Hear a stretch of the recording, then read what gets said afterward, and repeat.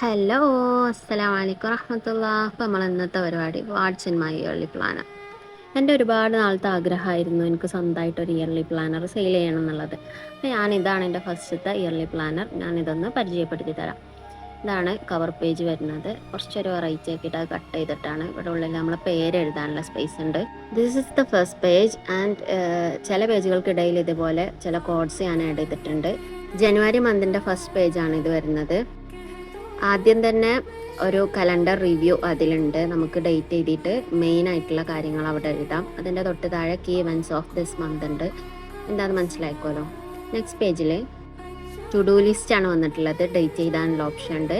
To do list, top priorities ഉണ്ട്, അതുപോലെ തന്നെ മസ്റ്റ് ഡു ഉണ്ട്, ഷുഡ് ഡു, കുഡ് ഡു, അങ്ങനെ നിങ്ങളുടെ ഇഷ്ടാനുസരണം എഴുതാനുള്ള ഓപ്ഷൻ അവിടെ ഉണ്ട്. അടുത്തതാണ് ഹാബിറ്റ് ട്രാക്കർ. ഇതാണ് മെയിൻ ആയിട്ടുള്ളത്. എല്ലാ പ്ലാനേഴ്സിലും ഈ ഒരു സംഭവം നിർബന്ധമാണ്.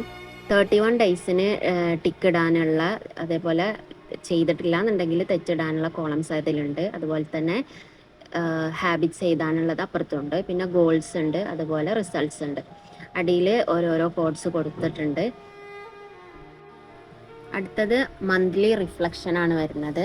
അതായത് this month I achieved first കോളത്തിലുണ്ട് എന്തൊക്കെ നിങ്ങൾ നേടി. രണ്ടാമത്തത് events that made me happy, intention for next month, അതുപോലെ തന്നെ നോട്ട് ടു സെൽഫ്, നമുക്ക് സ്വന്തത്തോടെ എന്തെങ്കിലും നമുക്ക് ആ ഒരു മന്ത് നിർത്താതെ ഇൻസ്പയർ ചെയ്തുകൊണ്ടിരിക്കണം എന്നുണ്ടെങ്കിൽ എന്തെങ്കിലും നോട്ട്. അതേപോലെ തന്നെ ഗ്രാറ്റിറ്റ്യൂഡ് ലിസ്റ്റ്, അതിലെന്തൊക്കെ നമ്മൾ ഗ്രാറ്റിറ്റ്യൂഡ് നമ്മൾ പ്രകടിപ്പിക്കണം എന്നുള്ളത്. അത് അടുത്തത് you are becoming not racing, അതൊരു കോട്ട് ഞാൻ പറഞ്ഞല്ലോ ചില പേജസിൽ അങ്ങനെ ആഡ് ചെയ്തിട്ടുണ്ട് എന്നുള്ളത്. അടുത്ത പേജാണ് ഏറ്റവും ഇമ്പോർട്ടൻ്റ് ആയിട്ടുള്ളത്. അതായത് ബ്രെയിൻ ഡം സ്പേസ്.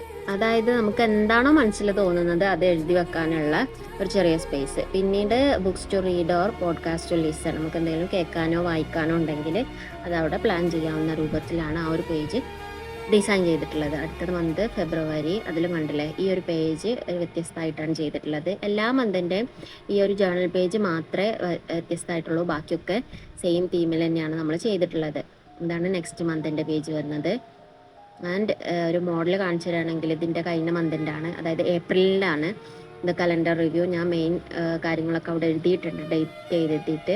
അതുപോലെ തന്നെ ടു ഡു ലിസ്റ്റിൽ ഞാൻ ഷുഡ് ഡു, കുഡ് ഡു എന്നുള്ളത് മാറ്റിയിട്ട് എൻ്റെ ടു ഡു ലിസ്റ്റിൽ തന്നെ അത് ആഡ് ചെയ്തിട്ടുണ്ട്. അതേപോലെ തന്നെ കുഡ് ഡു മാറ്റിയിട്ട് ഞാൻ എൻ്റെ പേയ്മെൻറ്റിൻ്റെ കാര്യങ്ങളൊക്കെ എഴുതി വെച്ചിട്ടുണ്ട്. നേരത്തെ പറഞ്ഞതുപോലെ തന്നെ ഞാനത് രേഖപ്പെടുത്തിയതായിട്ട് നിങ്ങൾക്ക് ഇതിൽ കാണാൻ പറ്റും. ഇതുപോലെയാണ് എഴുതേണ്ടത്.